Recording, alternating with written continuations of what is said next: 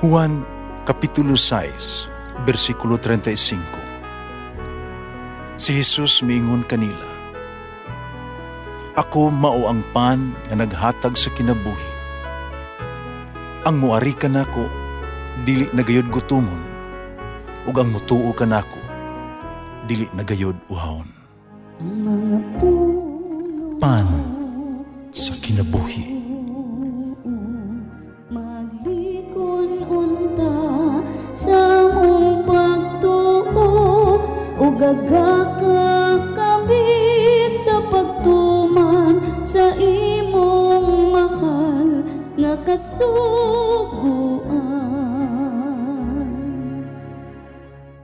Ang Ginoo manaa kaninyo. Ang Santos nga Ebanghelyo sumala ni San Mateo. Si Jesus miingon siya mga tinun-an, busa og bagbantay kamo, kay wala kamo masayod kung unsang adlaw moanhi ang Ginoo. Hinumdumi, kung ang agalon sa panimalay nasayod pa sa takna iabot sa kawatan, magtukaw gayud siya ug dili mutugot ang kawatan mulungkab sa balay. Busa kamo usab kinahanglan manghandam kanunay. Kay moabot ang anak sa tao sa takna ang kamo wala magapaabot kaniya. Busa kinsa man ang buutan umaalamon nga sulugoon. Kadtong gipialan siyang agalon pagdumala sa ubang mga sulugoon us paghatag kanilang pagkaon sa hustong panahon. Pagkabulahan ni atong sulugoon nga makaplagan sa iyang agalon nga nagtuman ni ini sa kiuli pag-uli niya. Sultihan ko kamo nga maong sulugoon himuon niya sa agalon nga pinialan sa tanan niyang katigayunan. Apan kung siya daotang sulugoon mingon sa siyang kaugalingon, dugay pa mauli ang akong agalon. Musugod siya pagpamunal sa iyang mga kaubang sulugoon, pagpalabig kaon ug inom uban sa mga palahubog. Unya ang agalon ni atong sulugoon mobalik usa ni ana kaadlaw nga wala pa buta ug sa takna nga wala niya hibalui.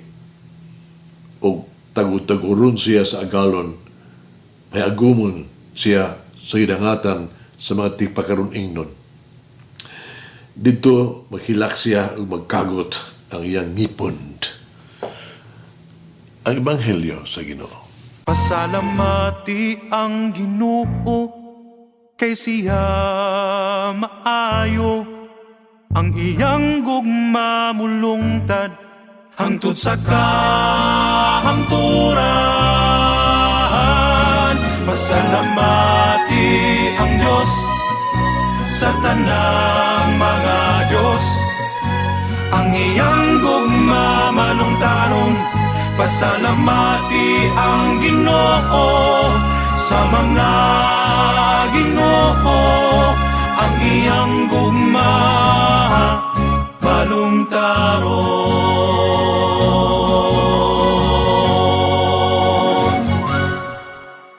Ang Ebanghelyo karong adlaw naghisgot sa kalit nga pag-abot sa Ginoo ni Jesus.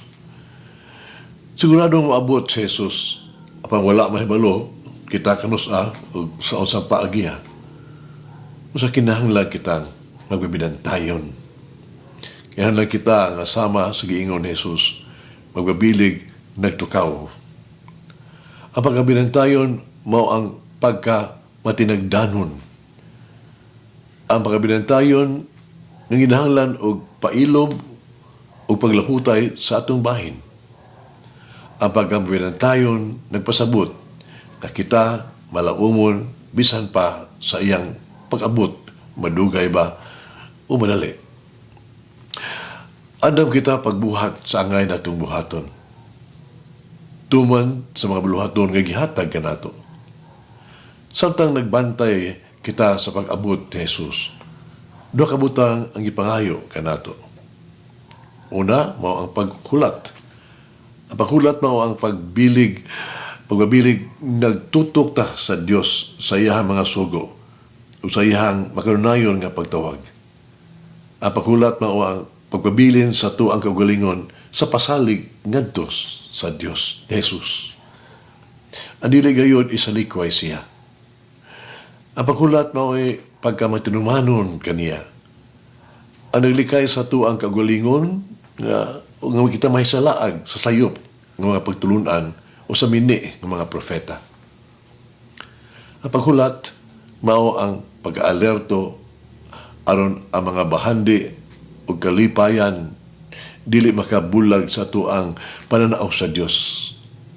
Samtang naghulat kita kang Hesus, kinahanglan matinagdanon kita sa iyang pulong ug mas muapil sa iyahang mga buhat.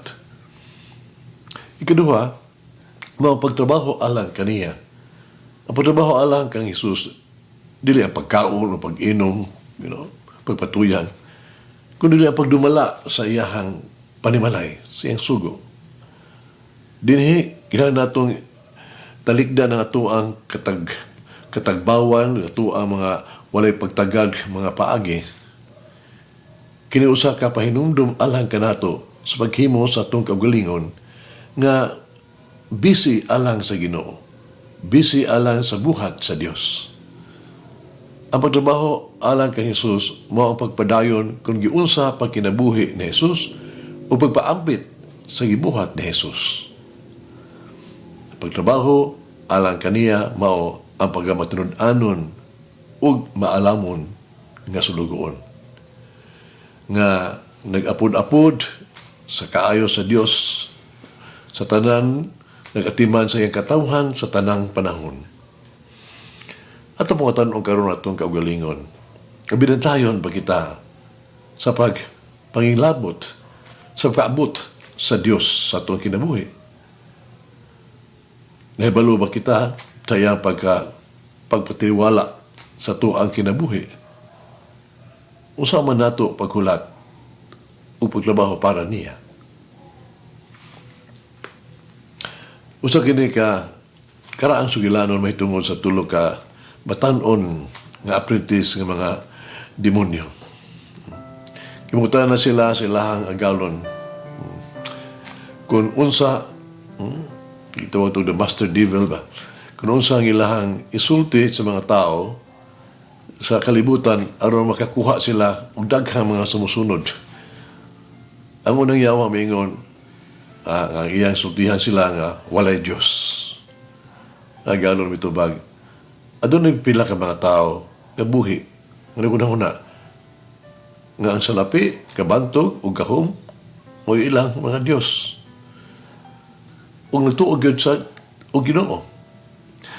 Ay kinuhang yawa, maingon nga siya musangyaw nga walay impyerno. Sa makausapa, agalon, kayawa, hindi kumbinsido. Kaya gani, ang kinabuhi sa mga tao sa kalibutan, mo impyerno naman yun. Ikatulo, nga yawa, mitubag, sultihan ko ang mga tao sa yuta nga, ay dili magdali, dugay pa, kapamatay, dugay pa. Hagalon sa mga yawa nagadaig kaniya, mingon siya, pinaagi ni Ana, makadaog ka og daghang mga sumusunod, daghang kalag nga maangkon nimo. Og ugod kay ang walay pagdali gigamit sa pagtintal sa mga yawa nga maghimong kitang kampante, naglangay-langay ug dili magbaton og panlantaw. Dili ka pangandam. Mayson hagit sa kinabuhi. Ako ba, usa ka matinud-anon, maalamon nga sulugoon sa Ginoo. Usa man ako pagkahimong matinud-anon ug maalamon nga sulugoon sa Dios. Mag-ampo kita. Among langit ng Amahan, magagagahong na Ginoong Diyos. Ikaw ang amo ang magbubuhat. Ikaw ang amo ang mamuhunan, maluluyon maghuhukom. Muana ako kanimo, uban ang pagpapsanong pangamuyo, alang sa tanang mga pangulo. Ilang hinaot ng ilahang gamiton ng ilang otoridad uban sa kaalam, pagpaubos o pagkamatinuuron. Hinaot nga magmatinud-anon sila mga obligasyon o katungdanan. Hinaot nga ang ilahang pauswagon kanunay ang kaayuhan sa tanan. Hinaot unta nga sila kanunay maguna ug labaw sa tanan sa kaayuhan sa uban. Amo lang itong amahan magagahom nga Dios. Ako nag-ampo alang kanila. Hinaot nga lig-on sila kanunay batok sa meditasyon sa kwarta o sa kaluho. Hinaot nga dili sila abusuhan nila ang ilang gahong oposisyon. Ug unta mosunod sila kanunay sa imong pinalanggang anak nga si Jesus. Kami anhi dili aron alagaran kundi aron sa pag-alagad o paghatag sing kinabuhi ingon og lukat sa kadaghanan. Amen. Mary, grant me the grace of courage to be always be a faithful servant of the Lord.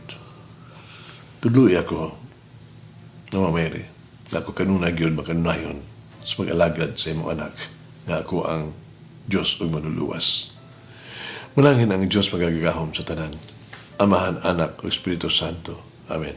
May the Lord of the divine mercy bless us all, heal us from all diseases and suffering.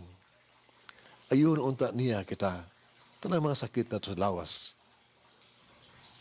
o sa kalag, body and soul. In the name of the Father, the Son, and of the Holy Spirit. Jesus, I trust in you.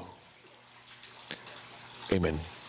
Whoever eats the bread of life will never hunger, says the Lord.